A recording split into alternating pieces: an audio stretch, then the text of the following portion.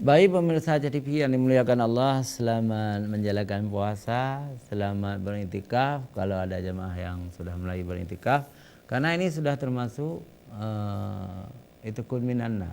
Jadi likur ketiga, 10 terakhir ketiga. Ya, selamat beriktikaf. Tentu kalau bapak-bapak yang beriktikaf tidak mendengar Raja TV, karena menonton TV juga tidak boleh, ya. Tidak boleh menonton TV karena beriktikaf di dalam masjid. Tapi kami ucapkan selamat, ya. Selamat sebagai kesenangan bagi kami, tahniah kepada yang beriktikaf. Pemirsa TV yang dirahmati Allah Subhanahu wa taala, ya, iktikaf itu perlu niat, ya, perlu niat. Nama itu iktikaf lillahi taala. Sahaja aku iktikaf, ya, karena Allah taala. Jadi kita niat supaya amal kita itu diterima oleh Allah Subhanahu wa taala, karena setiap amal itu harus disertai niat. Innama amalu binniyat.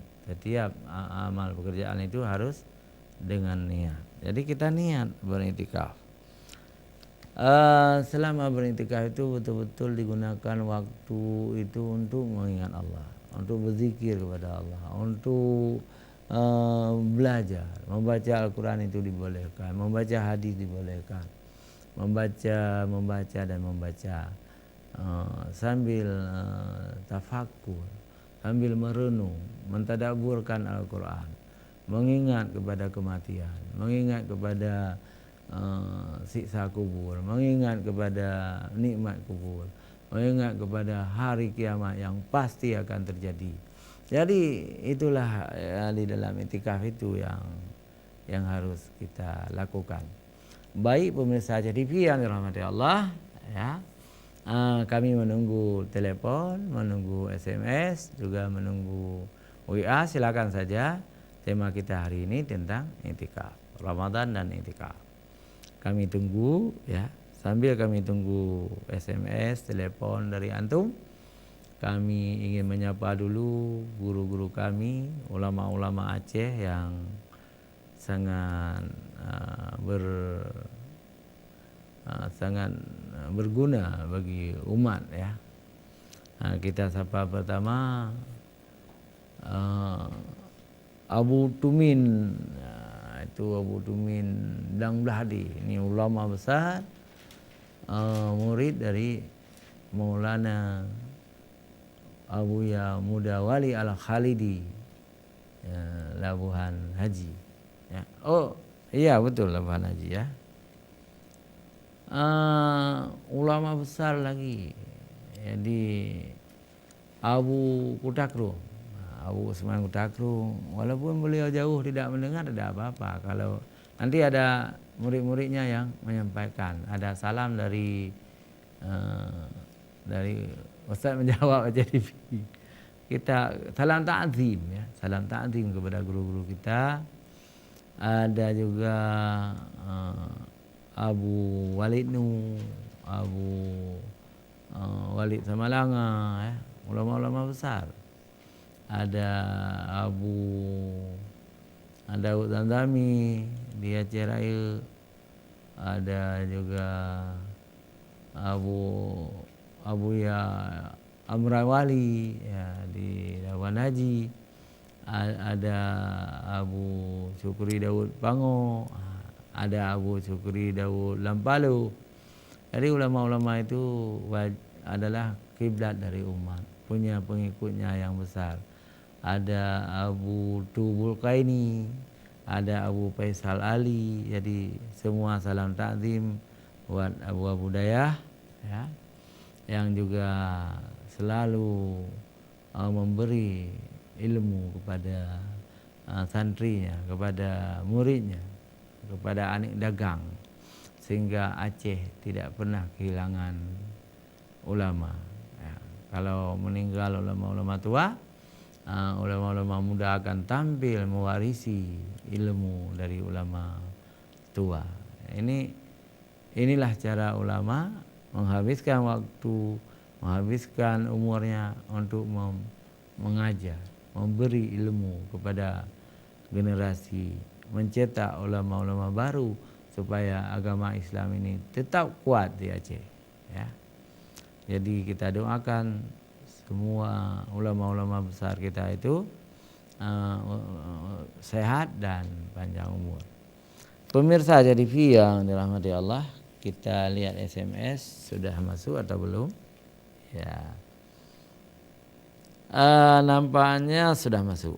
Iya, saya buka dulu ya. Iya. Saya buka dulu. 3 sudah masuk. Alhamdulillah. Ya. Iya.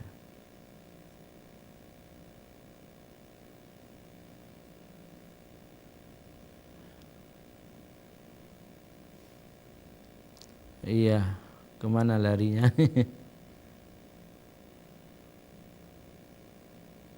Baik, dari Bayagis. Ya, Pak Bayagis di Lambu. Assalamualaikum warahmatullahi wabarakatuh.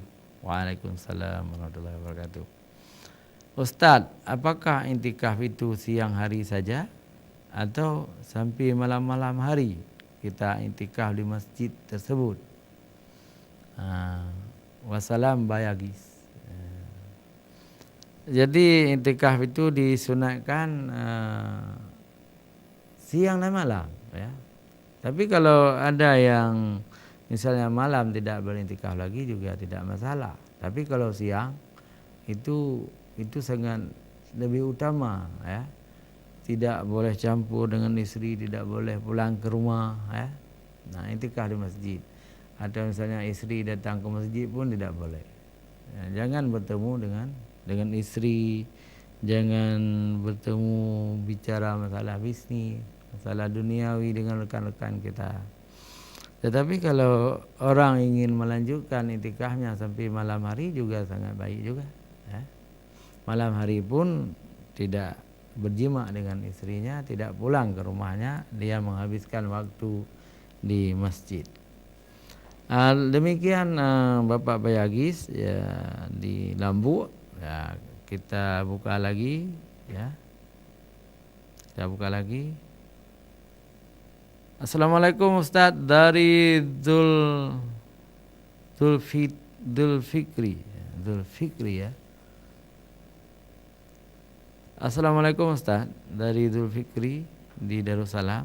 Saya ingin bertanya kepada Ustaz, apa perbedaan itikaf dengan kalut?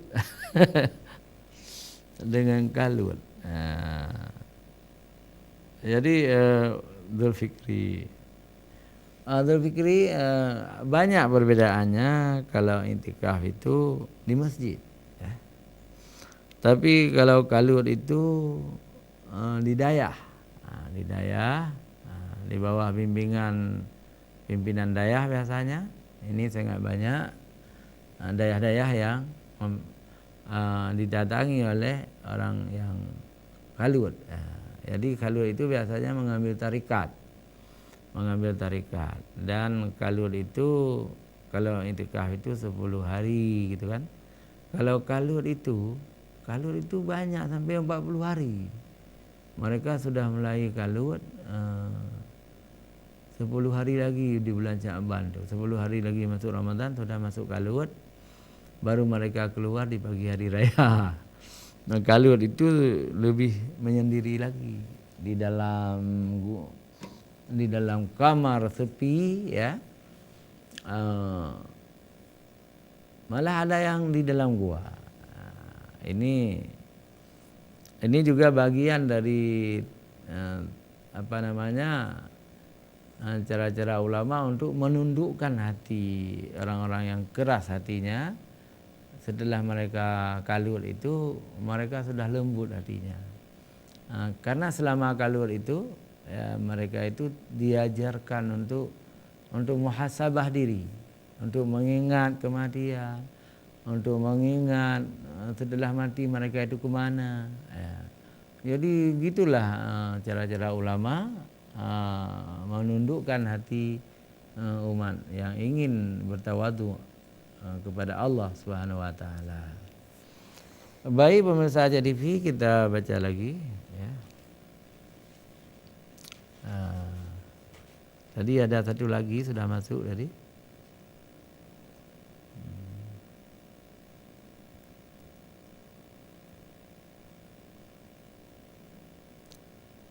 Kemana larinya nih?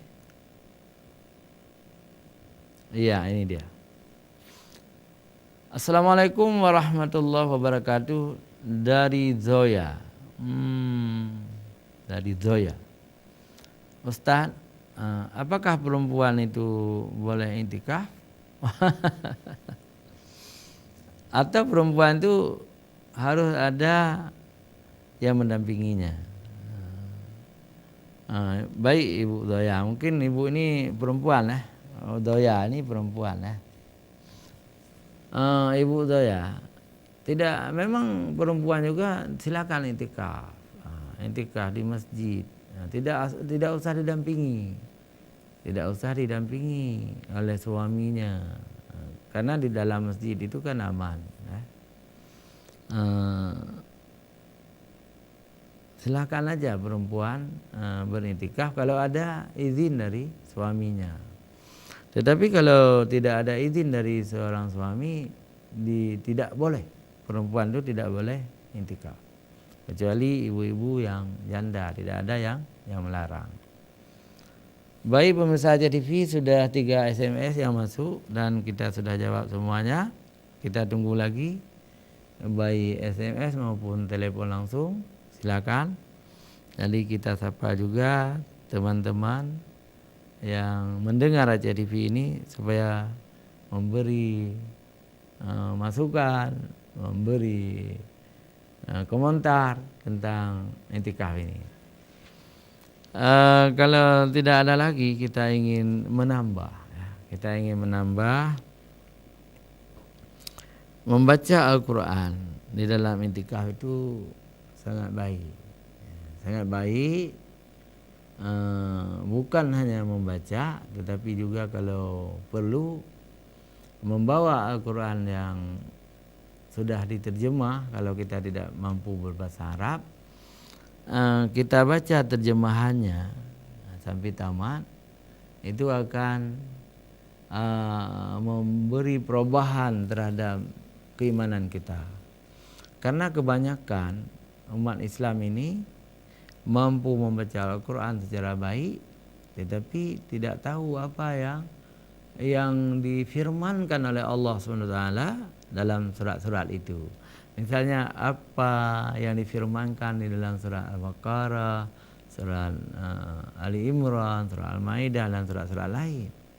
Tetapi dengan kita mau membaca Al-Quran yang telah diterjemahkan itu, kita akan menambah wawasan bahwa Allah memerintahkan ini, melarang ini, menganjurkan ini. Jadi keimanan kita lebih kuat. Jadi ini harus dimanfaatkan. Juga boleh membawa buku hadis ya. Hadis Sahih Bukhari, Muslim, Sahih Abu Dawud, baca. Kalau tempat intikaf itu punya lampu. Di siang hari, pokoknya bisa kita baca. Tetapi kalau di dalam gelap gulita seperti khalwat biasanya, khalwat itu di daerah itu kadang-kadang dalam gelap gitu. Ya. Itu tentu kita tidak bisa membaca Al-Quran kecuali yang terhafal. Yang jelas intikaf ini lebih tinggi kedudukannya dari khalwat. Karena intikaf ini sangat dianjurkan di bulan Ramadan, sedangkan khalwat kita lihat dari dalilnya tidak sekuat intikaf. Pemirsa Aceh TV yang dirahmati Allah, ya kita tunggu SMS, kita tunggu telepon langsung. Saya mencoba membuka WA sekarang. Siapa tahu di WA ada juga yang menanyakan ya.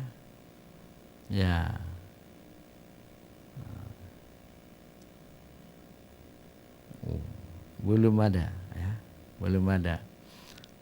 Apa tuh, banyak umat yang intikaf atau banyak yang tidur di pagi hari ya, sehingga kurang pemirsanya jadi ini, tidak ada yang telepon, tidak ada yang bertanya, ya.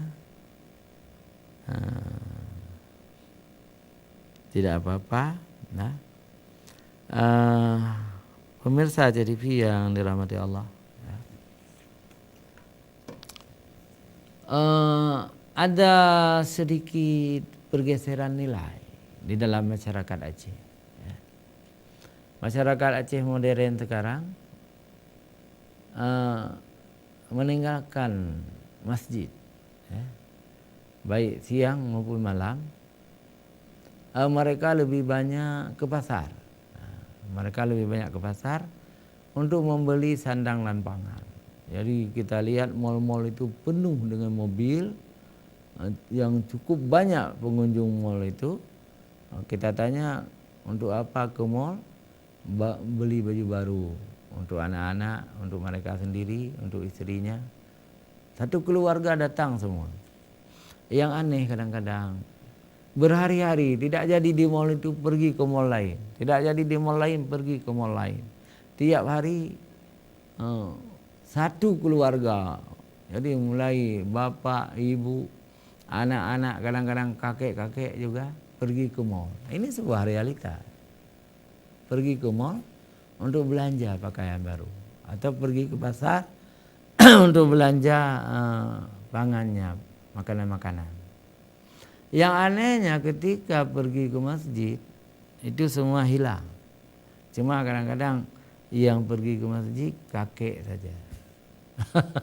Orang tua saja yang pergi ke masjid. Yang muda-muda, kadang-kadang salat di rumah.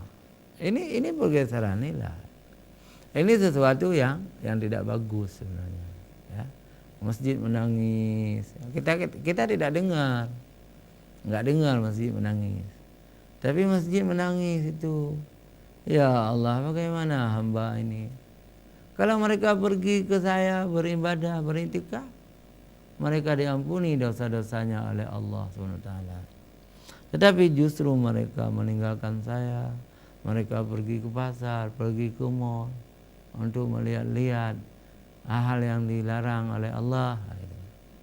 Kan kalau pergi ke mal itu kan kita lihat gadis-gadis muda yang pakaiannya sempit, ya itu dosa dosa tuh. Apalagi mal itu milik non Islam, bukan milik orang Islam. Orang non Islam mempekerjakan karyawannya anak-anak Aceh yang Islam, tetapi harus satu syarat baru lulus. Yang pertama cantik. Yang enggak cantik enggak lulus. Yang kedua mau melanggar syariat Islam. Pakai baju yang ketat, pakai celana ketat. Itu haram. Itu haram, tapi tidak ada yang berani mencegahnya. Jadi Aceh ini syariat Islam, tapi di dalamnya tidak syariat. Gitu kan. Jadi di dalamnya tidak syariat. Jadi gadis-gadis pelayan toko di mal-mal itu berpakaian minim, berpakaian jahiliyah. Jadi kita terbuka aja. Kita nggak usah takut-takut. Orang takut itu nggak bisa ceramah. Kalau penceramah penakut itu nggak usah jadi penceramah. Kita harus berani katakan. Itu mal-mal di Banda Aceh ini milik non-Islam. Mereka mempekerjakan gadis-gadis Aceh yang Islam, tetapi dengan syarat yang pertama cantik, yang kedua mau berbusana yang ketat. Itu kan pekerjaan jahiliyah, pekerjaan kafir itu. Seharusnya MPU, seharusnya pemerintah Aceh harus instruksikan. Tidak boleh gadis-gadis Aceh itu berpakaian sempit. Nah, ini kelirunya, seolah-olah tidak ada keliru, seolah-olah sudah benar semuanya. Tetapi ketika kita ukur dengan standar syariat Islam, ternyata mereka melanggar syariat Islam. Itu contoh, ya. Wallahu a'lam. Baik pemirsa TV yang dirahmati Allah SWT, terlalu sepi, tidak ada yang telepon, tidak apa-apalah. Ya. Dibiarkan Ustaz sendiri di sini. Ya, barangkali sedang tidur. Ya. Tidak ada yang SMS. Ya. Baik, pemirsa TV, kita ingin ceritakan sebuah cerita. Jadi ibadah ini diuji oleh Allah. Jadi ibadah puasa ini puncaknya bukan di awal, bukan di tengah, tetapi di akhir. Maka Lailatul Qadar yang sangat besar pahalanya itu, satu saat Lailatul Qadar itu sama dengan 1000 bulan beribadah. Itu menurut para ulama itu kemungkinan besar, karena itu rahasia Allah, kemungkinan besar terjadi di akhir Ramadan. Ya. Mungkin 21 Ramadan, 23, 25, 27, bahkan 29. Itulah malam Lailatul Qadar. Jadi itu puncak dari pahala. Memberi sedekah pahala, salat tarawih pahala, baca Quran pahala. Semua kebajikan pahala. Tetapi yang paling besar pahalanya kalau seseorang manusia menemukan Lailatul Qadar. Siapa yang akan menemukan Lailatul Qadar itu? Orang yang terikat hatinya dengan masjid. Tapi kalau umat sudah meninggalkan masjid, menghabiskan waktu di mall, tidak dapat Lailatul Qadar. Berarti sia-sia. Maka kita ingin ceritakan 20 atau 30 tahun yang lalu. Ya. 30 tahun yang lalu televisi belum ada di Aceh, HP belum ada. Jadi semua umat Islam terikat hati di masjid. Semua pergi ke masjid. Kafe belum ada waktu itu. Di kampung-kampung itu tidak ada kafe. Yang ada warung kopi cuma di Pekan. Di Pekan kecamatan, di Pekan pemukiman. Jauh mereka pergi. Kalau ingin minum kopi, jauh sekali mereka pergi. Lalu mereka itu minum kopi di rumah. Beli bubuk, buat sendiri di rumah. Tetapi di malam hari, orang-orang Aceh ini pergi ke masjid, pergi ke Menasah, pergi ke balai-balai tempat pengajian di bulan Ramadan. Untuk apa? Untuk mereka mendengar ceramah-ceramah, pengajian, membaca Al-Quran. Maka orang-orang dulu sangat banyak pahala yang mereka peroleh. Pemirsa jangan kemana-mana, kita lanjutkan setelah jeda iklan berikut.